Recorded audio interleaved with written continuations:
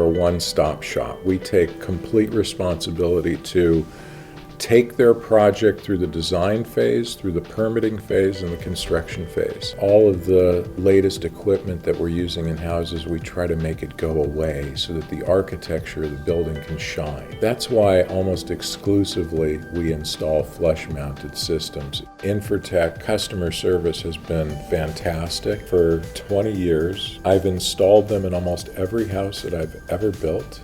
In the Loring project, what I'm most proud about, it's authenticity and fitting in with the rest of the neighborhood that has a lot of beautiful classic architecture. They have big family dinners. They use the space all the time, and they wanted it to be an outdoor space that had nice warm temperature. When Loring came up, or any other project that I built, Infratech's the heater that goes in.